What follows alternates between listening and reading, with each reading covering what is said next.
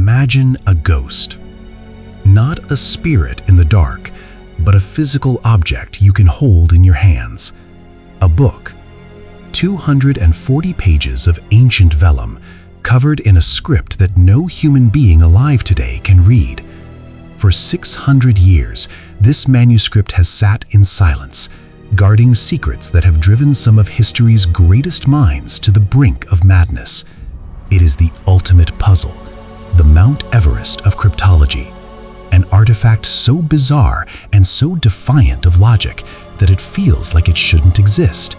Yet it does. Locked away in a vault at Yale University, it waits. Welcome to the enigma of the Voynich Manuscript. The story begins in 1912 at a quiet Jesuit college near Rome. Wilfred Voynich, a Polish book dealer with a sharp eye for the rare and the forgotten, is browsing a collection of old texts. The college is in financial trouble and needs to sell its treasures.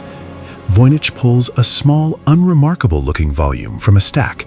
It has no title, no author, no cover art. But as he flips through the pages, his heart begins to race. He sees drawings of plants that exist nowhere on Earth.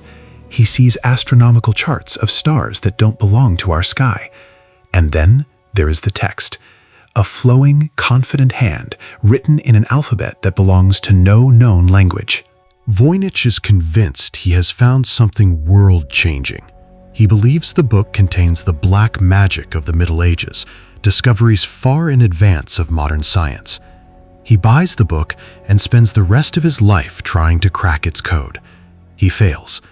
He offers it for sale at an astronomical price, but no one will touch it. It is too strange, too dangerous, too unsolvable. For decades, skeptics claimed the book was a fake, a brilliant hoax created by Voynich himself to swindle a rich collector. But in 2009, science finally weighed in. Researchers took samples of the vellum for carbon dating. The results were chilling. Every page was made between 1404 and 1438. The ink, the pigments, the binding, all were authentic to the early 15th century. This was no modern forgery. Someone, 6 centuries ago, went to incredible expense, using the skin of 14 cows to record a message that remains impenetrable to this day. When you look inside the manuscript, you feel as though you have stepped into a dream. Historians have divided the book into 6 distinct sections based on its surreal illustrations. The first and largest is the herbal section, page after page of detailed botanical drawings. But look closer. These are botanical impossibilities. A root from one species, leaves from another, and flowers that defy the laws of nature. They are not real plants. They are alien flora, described with the precision of a scientist, but the imagination of a madman. Then comes the astrological section. Here, the author depicts well-known zodiac signs: Pisces, the fish; Taurus, the bull; Sagittarius, the archer. But they are surrounded by miniature naked women, each holding a star emerging from strange interconnected tubes. The constellations are wrong. The order is off.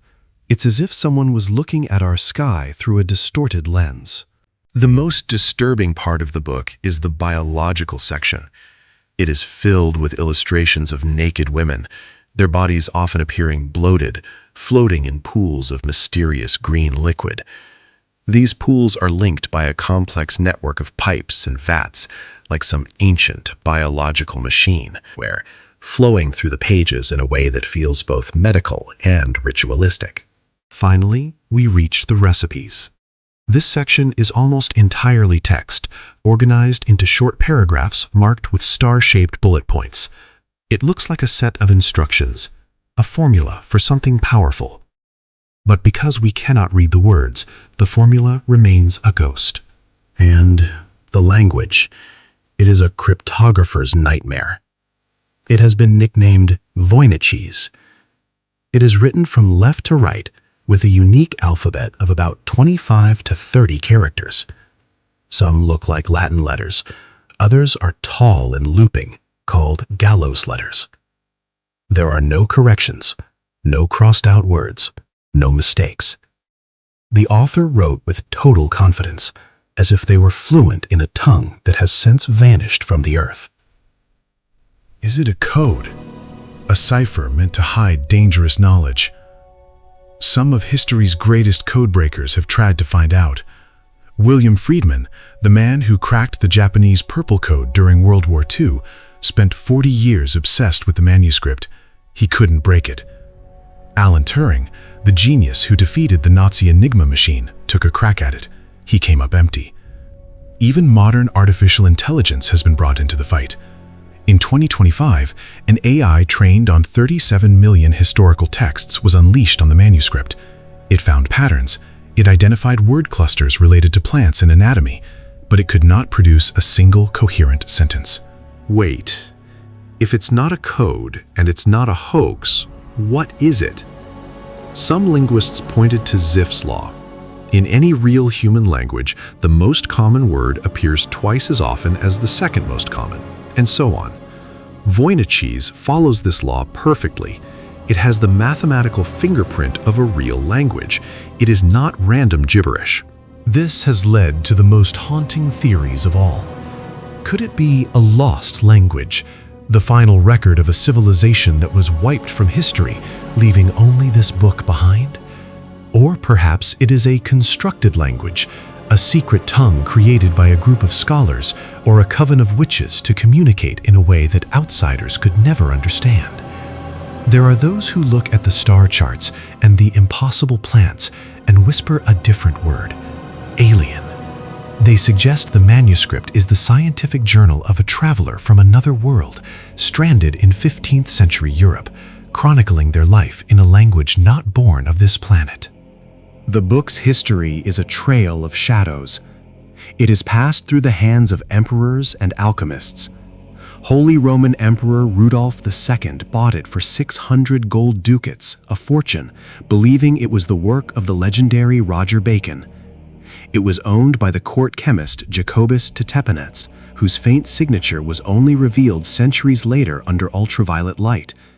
It traveled from Prague to Rome, hidden in Jesuit libraries for 250 years before Wilfrid Voynich found it. Every few years, someone claims to have solved it. One researcher said it was a phonetic form of Old Turkish.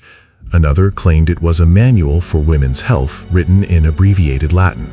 A third insisted it was encoded Hebrew. But under the scrutiny of the academic world, every solution has crumbled. The book remains silent. Perhaps the true power of the Voynich Manuscript isn't in what it says, but in what it does to us. It represents the limit of human knowledge. It is a reminder that there are still secrets in this world that we cannot touch.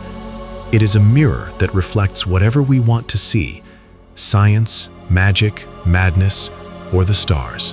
One final detail haunts the researchers. At the very end of the book, in the margins, there is a small drawing of a goat. Next to it, a few words in a mix of medieval German and Latin describe a treatment for wounds. It is the only part of the book we can partially understand.